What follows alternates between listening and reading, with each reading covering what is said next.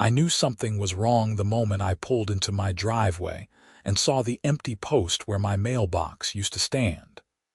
My name is William Carter, and I had lived in the Meadowbrook Springs subdivision in Scottsdale, Arizona, for 3 years without any major issues. Sure, the HOA had sent me a couple of warnings about leaving my trash cans out too long, but nothing that prepared me for what I was about to experience. The post stood there like a monument to confusion, with fresh dirt around the base suggesting someone had removed the mailbox recently. I sat in my truck for a moment, trying to process what I was seeing. My black metal mailbox with the little decorative flag had been there when I left for work that morning. Now it was gone, and there was no note, no explanation, nothing. I got out of my truck and walked over to examine the post more closely. The mailbox had been unscrewed cleanly, not vandalized or torn off. This was deliberate. I looked up and down the street, noticing that all my neighbors still had their mailboxes intact. Just mine was missing. My first thought was vandalism, maybe some teenagers playing a prank. But the more I looked at the scene, the more it seemed planned. I pulled out my phone and called my neighbor, Derek, who lived 2 houses down. "Hey, Derek, this is going to sound weird, but did you see anyone near my mailbox today?" "Your mailbox?" He sounded confused.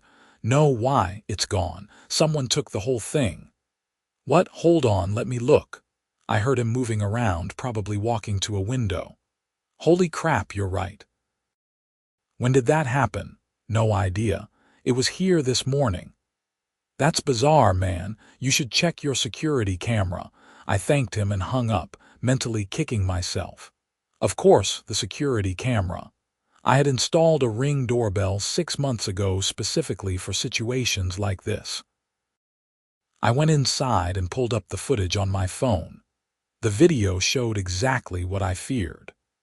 At 10:47 a.m., a white Ford F-150 with the Meadowbrook Springs HOA logo on the door pulled up in front of my house. 2 people got out, a middle-aged woman with short blonde hair and a younger man in his 20s. The woman pointed at my mailbox while talking animatedly, and the man nodded before pulling out a power drill. Within 5 minutes, they had removed my mailbox, tossed it in the truck bed, and driven off. I felt my blood pressure rising as I watched the footage 3 more times. The HOA had taken my mailbox. But why? There had been no warning, no violation notice, nothing. I grabbed my laptop and logged into the HOA portal to check for any recent communications. Nothing. My account showed I was current on all dues and there were no pending violations or notices. I needed answers, and I needed them now. The HOA office was located in a small building near the subdivision entrance, and I made the 10-minute drive in about 5. I walked in to find the receptionist, a young woman named Emma, typing away at her computer. "Hi, I need to speak with someone about my mailbox being removed today." Emma looked up, her expression shifting from pleasant to uncomfortable. "Oh, you must be Mr. Carter. Let me get Sharon for you." Sharon. Of course it would be Sharon. Sharon Mitchell was the HOA president and the most stereotypical Karen I had ever encountered. She was in her late 40s, had the signature "Speak to the manager" haircut, and treated the HOA rules like they were federal law. I had dealt with her exactly twice before, and both times left me wanting to move out of the subdivision.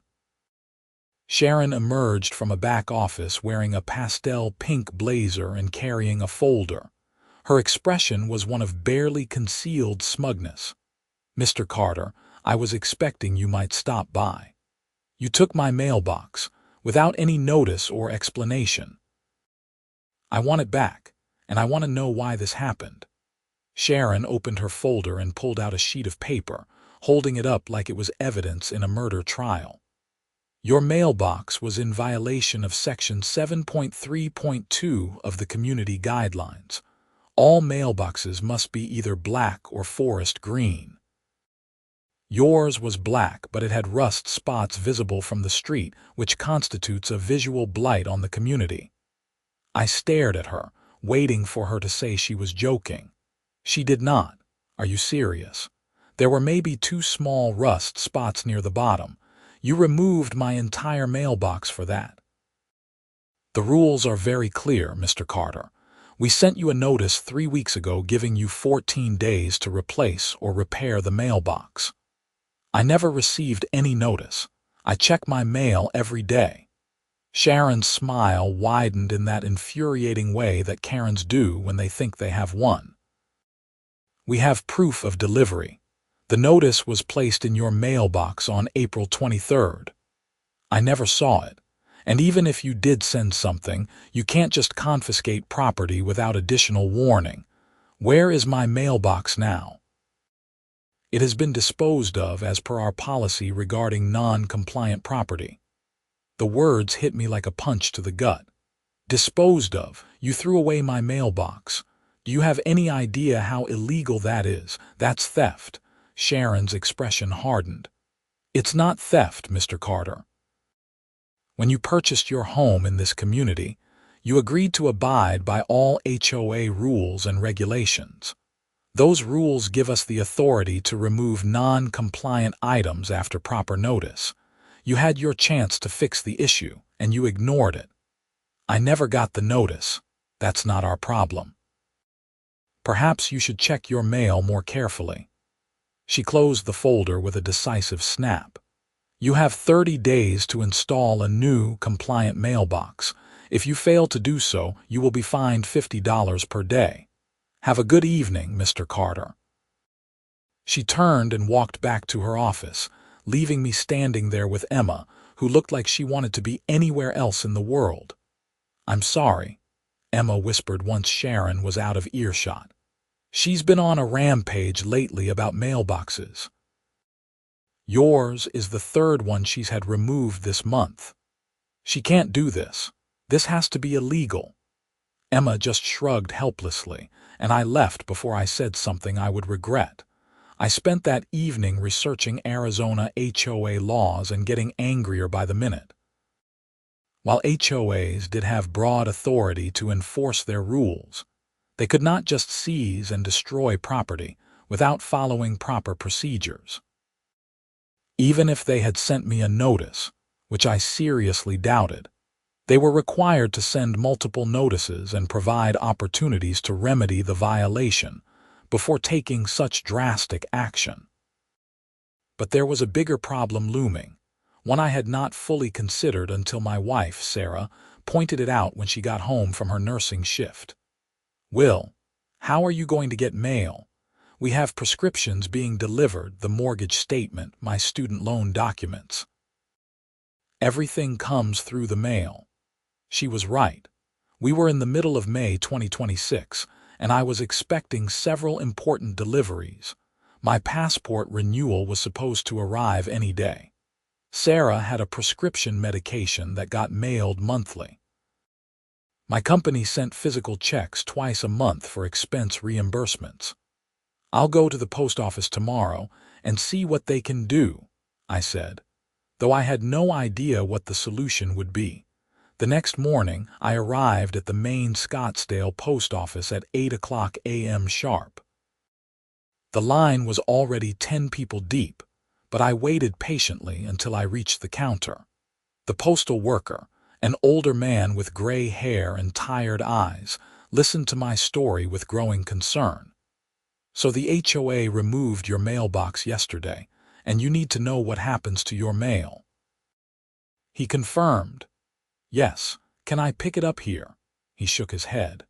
Not quite that simple. Since you had a mailbox at your address, we need to update our records to show it's been removed. Otherwise, the carrier will just keep attempting delivery and marking everything as undeliverable. Okay, how do I do that? You fill out a form to temporarily hold your mail here at the post office while you get the situation resolved. But I have to warn you, these holds are only approved for 30 days at a time. The HOA gave me 30 days to install a new mailbox. Then you should be fine. Just make sure you get one installed before the hold expires. I filled out the paperwork and left feeling slightly better. At least my mail would be safe while I dealt with this nightmare. Over the next week, I made it my mission to fight back against Sharon and her tyrannical HOA board. I hired an attorney named Michael Bradford, who specialized in HOA disputes. He reviewed my case and was confident we had grounds for a lawsuit. They can't seize property without proper notice and due process, Michael explained during our meeting. Even with HOA authority, there are limits, and if you never received their notice, they didn't follow their own procedures. Can we sue for the cost of the mailbox and installation? We can sue for that, plus any damages you incur from not having mail access, plus potentially punitive damages for their willful misconduct. I'm also going to file a complaint with the Arizona Department of Real Estate. They oversee HOA conduct in the state.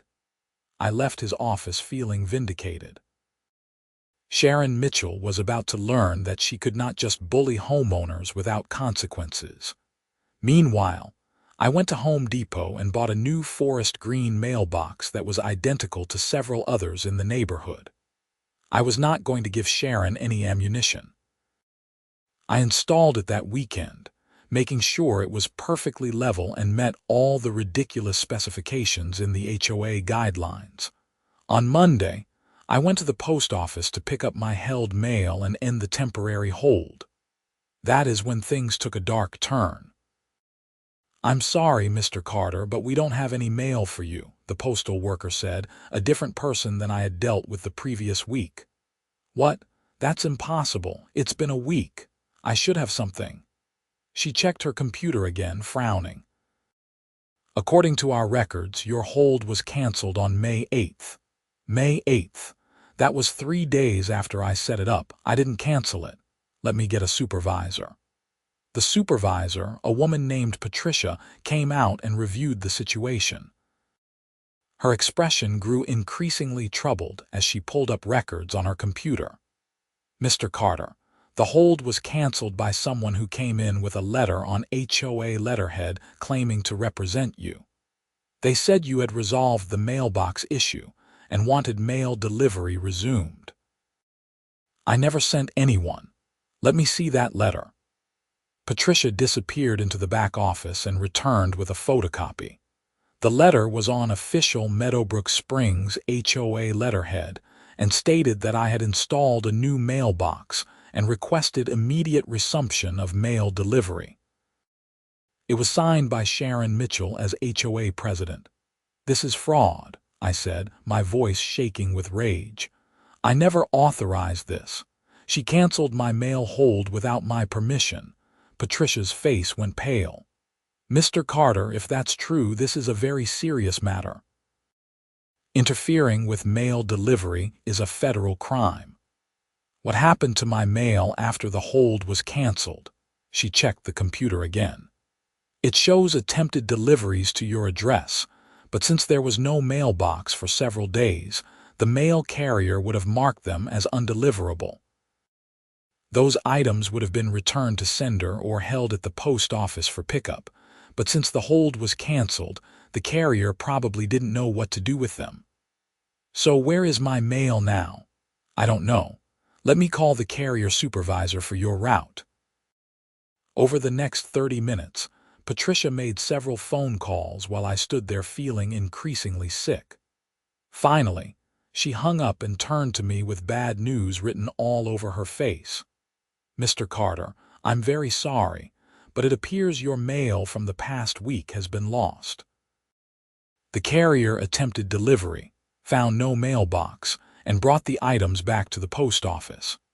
But since there was no active hold and conflicting information in the system, the mail got mixed up with other undeliverable items. Some may have been returned to sender, some might still be here, but we're going to need time to sort through everything. This is insane. I'm missing important documents, prescriptions, everything. I understand your frustration. I'm going to file an incident report and we'll do everything we can to locate your mail.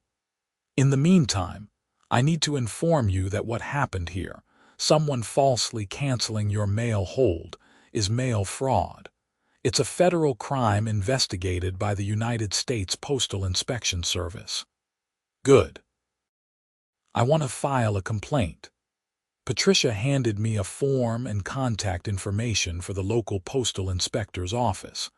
I filled out the paperwork right there, documenting everything that had happened since Sharon took my mailbox. When I got home, I called Michael Bradford and told him about this new development. He was silent for a long moment after I finished. Will, this just escalated significantly. Mail fraud is a federal crime. If the HOA president really did cancel your mail hold without authorization, she could face federal charges. She did it. I have the letter she submitted to the post office. Okay, here's what we're going to do. I'm going to amend our lawsuit to include this new information. But more importantly, you need to follow up with the Postal Inspection Service. They take mail fraud very seriously. That evening, Sarah came home to find me surrounded by paperwork, trying to track down every piece of mail we were expecting. Her prescription was missing. My passport renewal was missing. 2 of my reimbursement checks were missing. We had ordered new credit cards that were supposed to arrive. All of it was gone into the postal void. This is getting crazy, Sarah said, sitting down on the couch with her head in her hands. I need that medication, Will. I only have 3 days of pills left. Call your doctor. See if they can send a new prescription to a local pharmacy. That's going to cost more because insurance already paid for the mail order 1. We're going to be out of pocket for this. I added it to the growing list of damages we were going to sue Sharon Mitchell and the HOA for. The next day, I received a call from a postal inspector named Robert Chen. He asked me to come to his office to give a formal statement about the mail fraud incident. Inspector Chen was a serious man in his mid-30s who treated the investigation like a criminal case, because it was. He recorded my statement, reviewed all my documentation, and examined the fraudulent letter Sharon had submitted to cancel my mail hold. Mr. Carter, I want you to understand the severity of what we're looking at here, Inspector Chen said. Title 18 United States Code, Section 1708 makes it a federal crime to steal, take, or abstract any mail. Section 1341 covers mail fraud. If Mrs. Mitchell interfered with your mail delivery knowingly and intentionally, she could face up to 5 years in federal prison for each count. I just want my mail back and for her to face consequences for what she did. We'll do our best on both counts.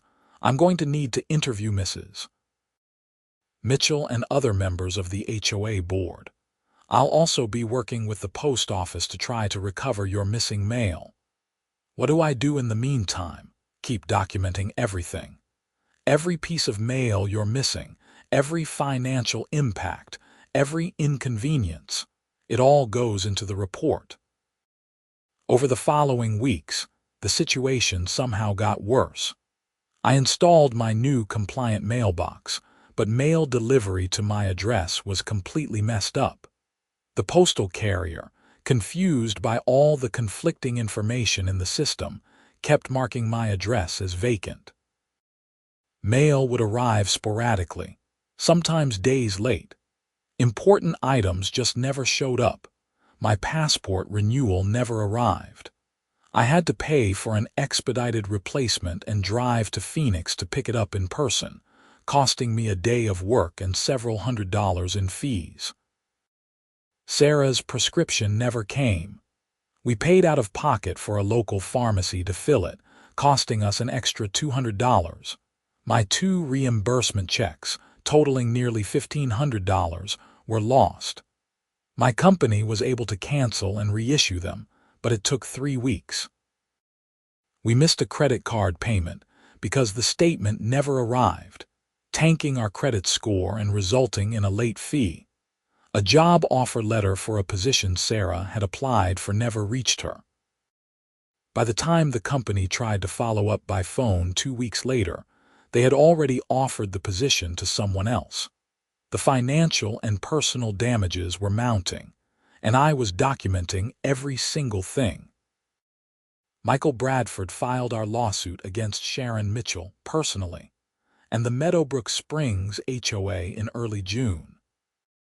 We were suing for the value of the mailbox, the cost of the new mailbox, installation fees, lost wages, out-of-pocket prescription costs, passport replacement costs, credit damage, and Sarah's lost job opportunity. The total came to over $30,000. The HOA's attorney responded with a motion to dismiss, arguing that Sharon had acted within her authority as HOA president and that any mail issues were between us and the post office. Michael fought back hard, and the judge denied the motion to dismiss, allowing our case to proceed. Meanwhile, Inspector Chen was conducting his investigation. He had interviewed Sharon, who apparently claimed she was just trying to help by getting mail delivery resumed to my address after I installed the new mailbox. She insisted she had no idea that canceling the mail hold would cause problems. "She's lying," I told Inspector Chen during one of our updates. "She never saw me install the new mailbox. I put it in on a Saturday, and she submitted that letter to the post office on the previous Wednesday. She couldn't have known." "I'm aware of the timeline discrepancy," Inspector Chen said. "We're building the case carefully." In mid-June, I received a call from the post office saying they had found some of my missing mail. I drove over immediately and found Patricia with a stack of about 15 envelopes, many bent and damaged. "We found these mixed in with undeliverable mail from several different routes," she explained. "I'm so sorry for the condition they're in." I went through them one by one. Some junk mail, a few bills I had already paid online when they did not arrive, one of the reimbursement checks that was now useless since a replacement had been issued. But not my passport, not Sarah's prescription, not several other important items. What about the rest? "Mr. Carter, I hate to say this, but after this long, if we haven't found them, they're probably gone for good. Either returned to sender, delivered to the wrong address, or simply lost in the system." I felt defeated. 4 months of mail just gone. But then, in late June, Inspector Chen called with news. "Mr. Carter, I need you to come to my office. Bring your attorney if possible." Michael and I met with Inspector Chen the next morning. He had a thick file on his desk and a grim expression. "We've completed our investigation into the mail fraud incident," Inspector Chen began. "I'm going to be filing federal charges against Sharon Mitchell for mail theft and fraud. But there's more. During our investigation, we discovered that this wasn't the first time she's done this." "What do you mean?" I asked. We interviewed the other homeowners whose mailboxes were removed by the HOA. 2 of them also had mail holds that were mysteriously canceled. Mrs. Mitchell submitted similar letters to the post office on their behalf without authorization. In one case, the homeowner lost veterans' benefits checks totaling over $2,000. Michael whistled low. "Multiple counts of mail fraud." "Exactly. And there's something else. When we examined the HOA's finances as part of the investigation, we found discrepancies. Mrs. Mitchell has been charging homeowners for mailbox removal and disposal, $50 per incident, but there's no record of where that money went. It didn't go into the HOA's general fund." "She was pocketing it?" I asked, incredulous. "That's what it looks like." "We're coordinating with the FBI's white-collar crime division on potential embezzlement charges. The total amount over the past 2 years appears to be around $6,000. The room was silent for a moment as we processed this information. "When will charges be filed?" Michael asked. "Within the next week. The U.S. Attorney's Office is preparing the indictment now." I drove home in a daze. What started as an HOA dispute over a rusty mailbox had uncovered a pattern of federal crimes. Sharon Mitchell had not just wronged me. She had been running a scheme to defraud multiple homeowners and steal from the HOA itself. That evening, I told Sarah everything. We sat on the couch, both of us trying to wrap our heads around how crazy this situation had become. "Do you think she'll go to prison?" Sarah asked. "I don't know, but at minimum she's going to face federal charges. Her life is about to get very complicated." "Good. She deserves it after what she put us through." On July 2nd, 2026, Sharon Mitchell was arrested at her home by federal agents. The arrest was covered by local news because of the unusual nature of the charges. HOA president arrested for mail fraud made for a sensational headline. The HOA board immediately held an emergency meeting and voted to remove Sharon as president. They also hired a forensic accountant to review the HOA's finances. The accountant discovered that Sharon's embezzlement went back even further than the Postal Inspection Service had found, totaling over $12,000. The new HOA president, a reasonable guy named Tom Henderson, called me personally to apologize. "Mr. Carter, on behalf of the board, I want to sincerely apologize for everything that happened. Sharon's actions were completely out of line and illegal. We're going to be implementing new oversight procedures to make sure nothing like this ever happens again." "I appreciate that, Tom, but I'm still going forward with the lawsuit." "I understand. Our insurance will be handling it. Between you and me, I think you've got a solid case." Michael negotiated with the HOA's insurance company through July. In early August, we reached a settlement. The insurance company agreed to pay us $45,000 to cover all our damages, legal fees, and compensation for the emotional distress and hassle we had been through. It was more than we had originally sued for. Meanwhile, Sharon's criminal case was moving forward. The U.S. attorney charged her with 3 counts of mail fraud, 1 count of mail theft, and the FBI added 2 counts of wire fraud related to the embezzlement. Her attorney tried to negotiate a plea deal, but the prosecution was not interested in going easy on her. In September, I received a subpoena to testify before a federal grand jury. I spent 3 hours answering questions about everything that had happened, from the moment I discovered my missing mailbox to the aftermath of the mail hold being canceled. The grand jury returned an indictment on all charges. Sharon's trial was scheduled for January 2027, but in November 2026, she finally accepted a plea deal. She pleaded guilty to 2 counts of mail fraud and 1 count of wire fraud. In exchange, the other charges were dropped, and the prosecution recommended a sentence of 18 months in federal prison followed by 2 years of supervised release. She also had to pay restitution to everyone she had defrauded, including the HOA itself. I attended her sentencing hearing in December. It was surreal watching this woman who had been so smug and self-righteous just 8 months earlier standing before a federal judge, tearfully apologizing for her crimes. The judge was not sympathetic. "Mrs. Mitchell, you abused a position of trust within your community for personal gain," the judge said. "You interfered with federal mail delivery, costing your victims time, money, and significant stress. Your actions were calculated and repeated over a period of years. While I appreciate your guilty plea, I cannot overlook the severity of your crimes."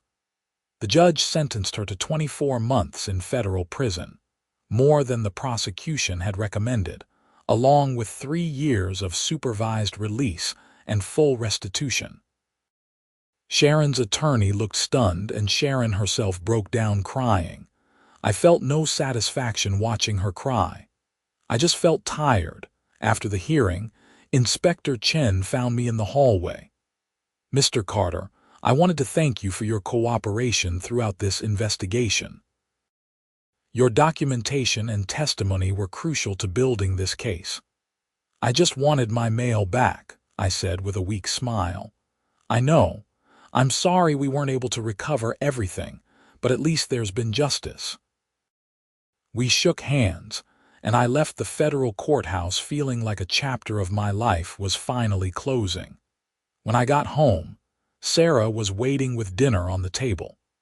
We had both taken the day off work to attend the sentencing, and we sat together eating and decompressing from the past 8 months. "Is it really over?" Sarah asked. "I think so. She's going to prison, we got the settlement money, and the HOA has new leadership. I think we can finally move on. Do you want to move? We could sell the house, get away from all the memories here." I thought about it.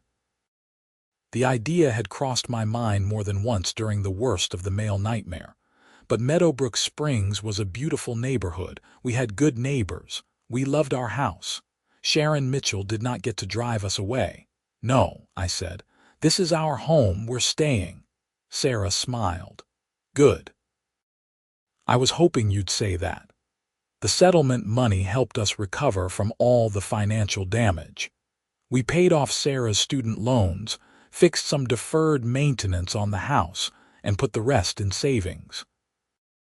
The HOA used their insurance payout to implement new financial controls and transparency measures. Tom Henderson proved to be an excellent president who actually listened to homeowners instead of treating them like subjects in his kingdom. My mail delivery eventually returned to normal, though I remained paranoid for months. Every time I checked the mailbox, I had a flash of anxiety that it might be gone. But it was always there, bolted securely to its post. In February 2027, I received an unexpected letter from the post office. It was my original passport renewal that had been lost 9 months earlier. It had somehow made its way to a processing center in Atlanta, was marked as undeliverable, sat in a dead letter office for months, and finally got routed back to Scottsdale, where someone recognized the address and sent it out for delivery. I held the envelope in my hands, marveling at its journey. The passport inside was worthless now since I had already gotten a replacement, but I kept it as a reminder of everything that had happened. Sarah found me staring at it one evening. "What are you going to do with it?" "Frame it," I said. "As a reminder that sometimes doing the right thing and fighting back against bullies is worth it, even when it's hard." "You're such a nerd," she said, kissing my cheek. "Yeah, but I'm your nerd." Life in Meadowbrook Springs returned to a comfortable routine. The HOA still had rules, but Tom Henderson enforced them reasonably. If there was a violation, homeowners got multiple written notices and opportunities to fix issues before any action was taken. The days of surprise mailbox confiscation were over. I ran into Derek one day while we were both checking our mail. He nodded at my mailbox, still forest green and rust-free. "You ever going to paint that black again?" he asked with a grin. "Not a chance. I've learned my lesson about picking battles with HOAs." I still can't believe she went to federal prison over mailboxes. "It wasn't really about the mailboxes," I said. "It was about abusing power and thinking she was above the law. The mailboxes were just how she got caught." Derek nodded thoughtfully. "Makes sense." "Hey, Tom asked me to join the HOA board. I'm thinking about it." "You should. We need good people keeping an eye on things. After what happened to you, yeah. Someone needs to make sure we never get another Sharon Mitchell." I agreed wholeheartedly. As the months passed, and 2027 rolled into spring, the whole ordeal faded into neighborhood lore.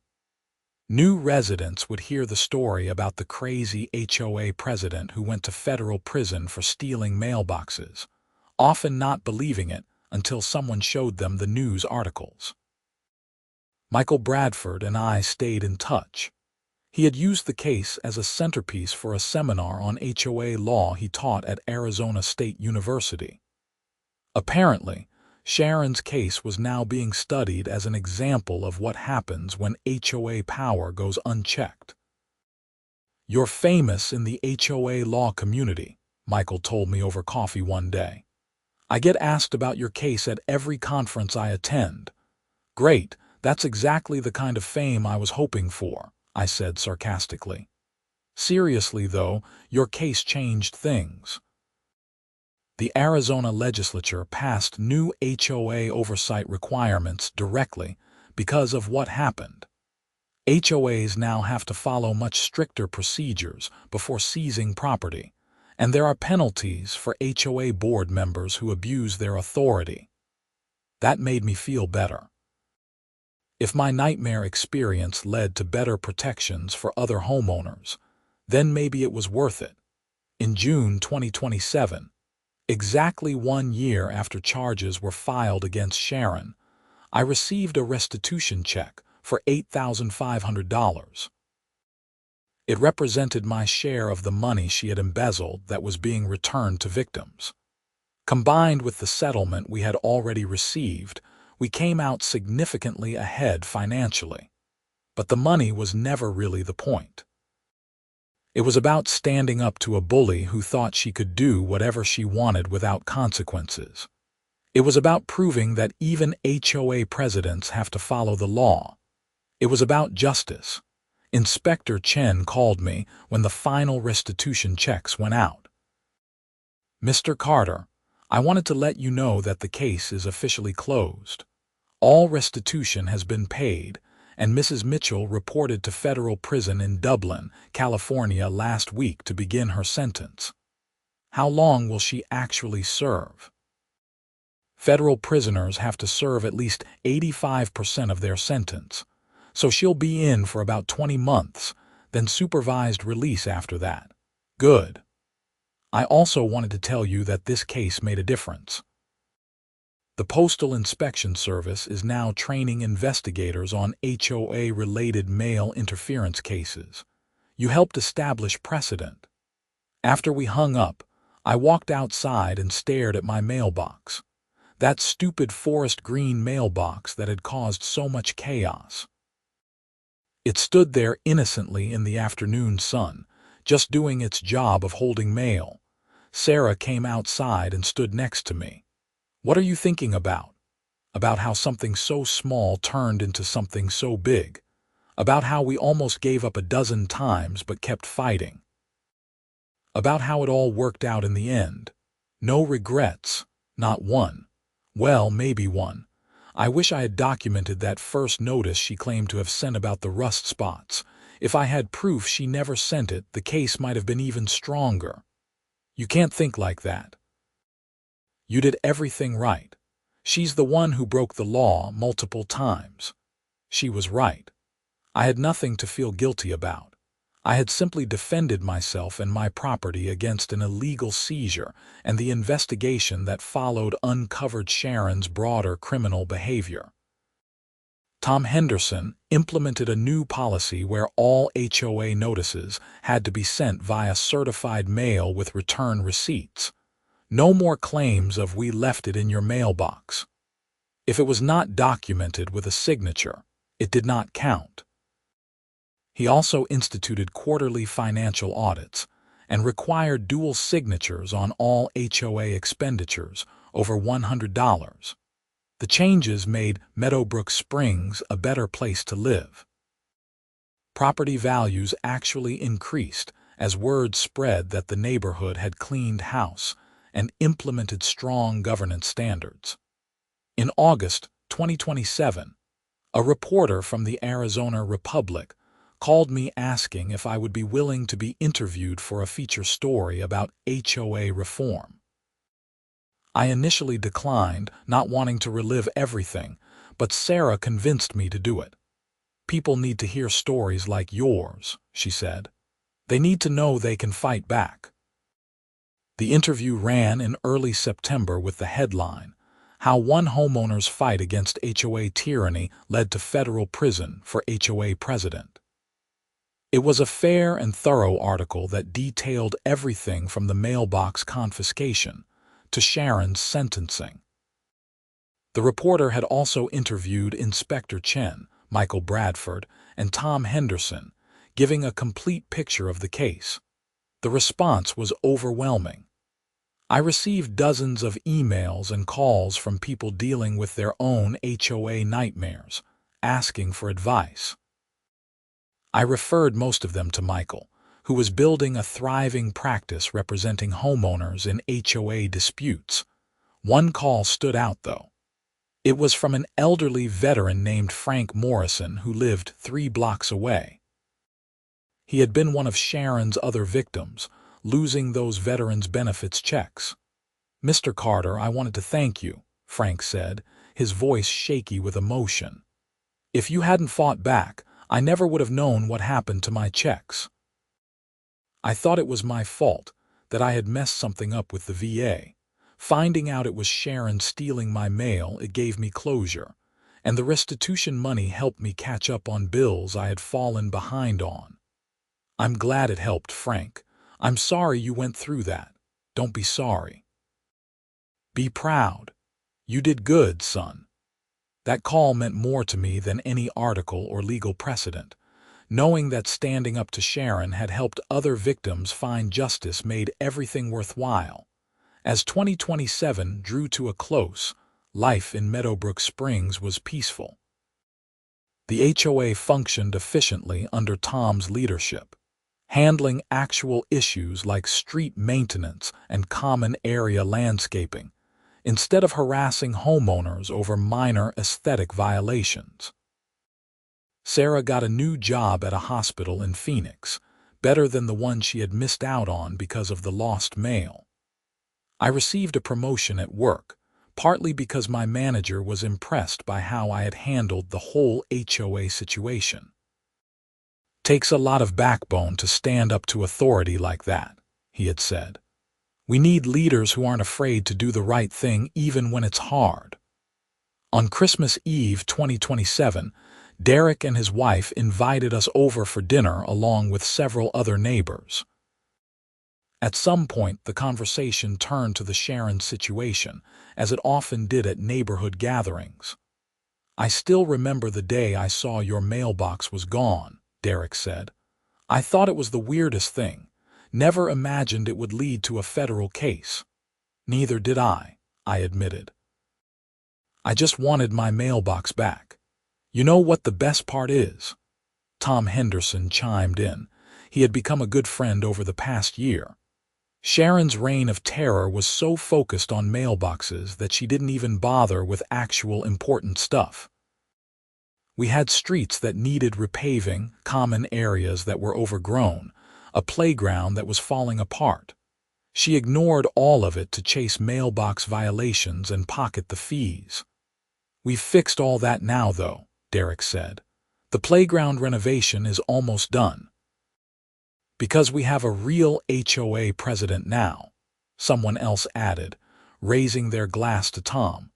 We all toasted to good governance and the end of tyranny in Meadowbrook Springs.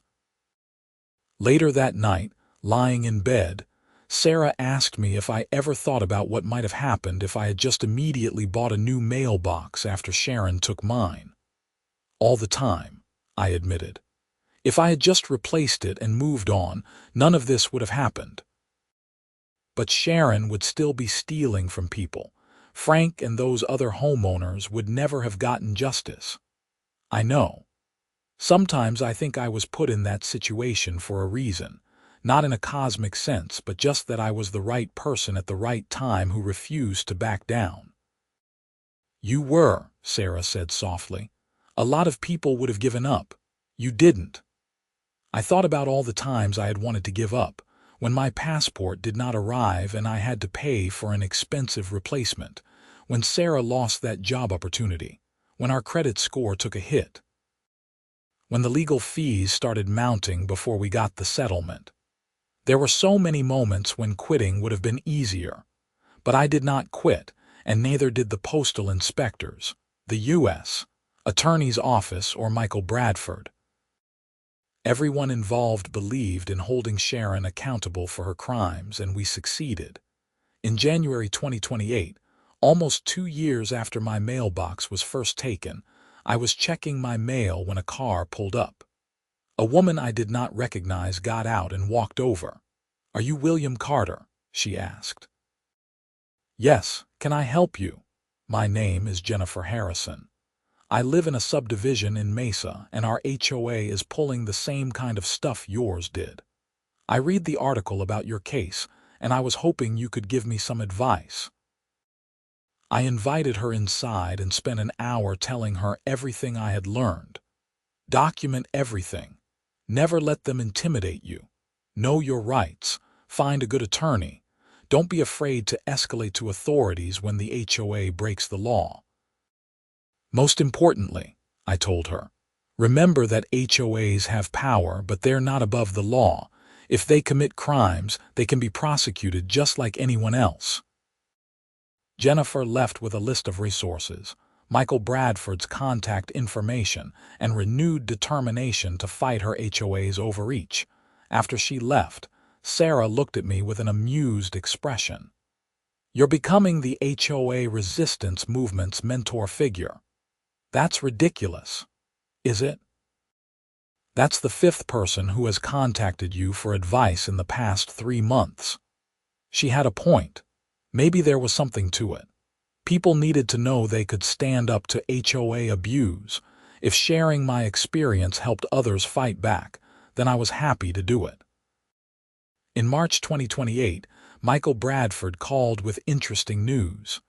"Will, remember how I told you your case was being taught in law schools?" "Yeah. Well, it's also being taught at the Federal Law Enforcement Training Center. The Postal Inspection Service is using it as a training scenario for new investigators." "You're kidding." "Nope. I got a call from an instructor there asking if you'd be willing to do a guest lecture about the case from the victim's perspective." I ended up declining the lecture offer, not wanting to become a professional victim, but I was amazed that the case had reached that level of significance. Sharon Mitchell was released from federal prison in March 2028 after serving 20 months. She immediately left Arizona and moved to Oregon to live with her sister, wanting nothing to do with Meadowbrook Springs or anyone associated with it. I only knew this because Tom Henderson mentioned it at an HOA meeting.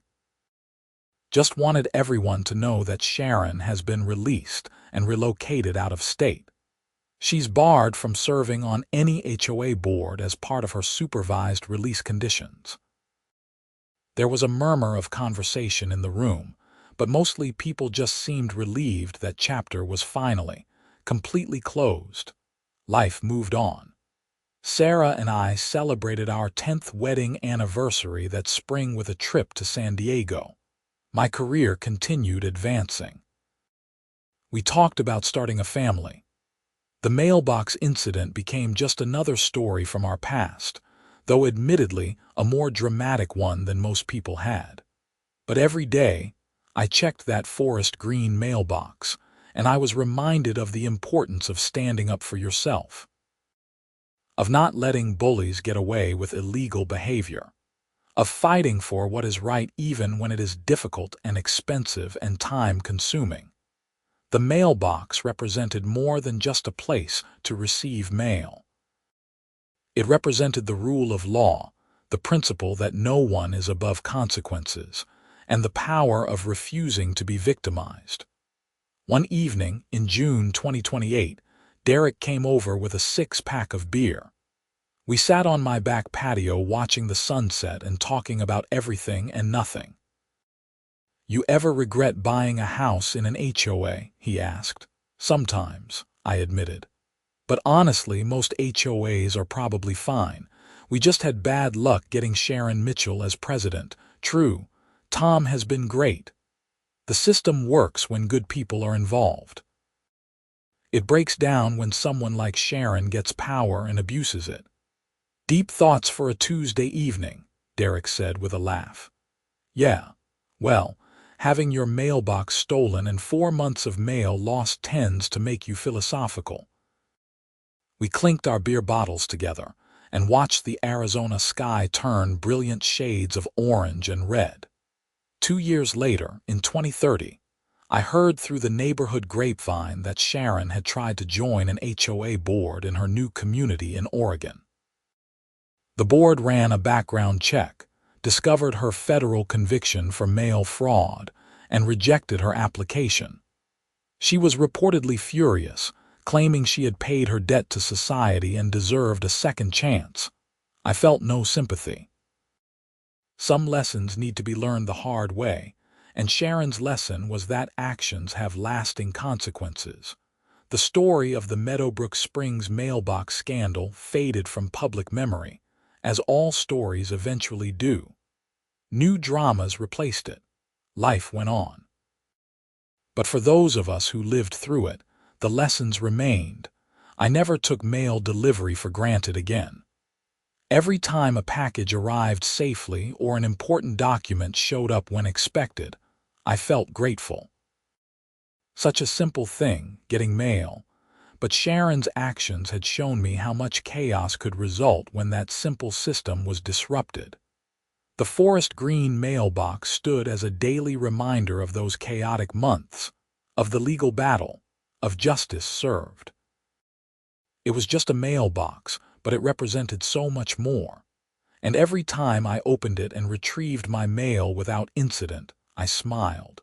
Because sometimes, standing up to a Karen, fighting back against abuse of power, and seeing justice served really is as satisfying as you hope it will be. The end came not with drama but with quiet normalcy, which was exactly what I wanted. No more federal investigations, no more lawsuits, no more missing mail. Just a regular neighborhood with a functional HOA, good neighbors, and mailboxes that stayed exactly where they were supposed to be. Tom Henderson served as HOA president for 5 years before stepping down, having transformed Meadowbrook Springs into a model community. His successor continued his policies of transparency and reasonable enforcement. The neighborhood thrived. Sarah and I built a good life there, eventually welcoming 2 kids who grew up hearing the story of how their dad took down a corrupt HOA president.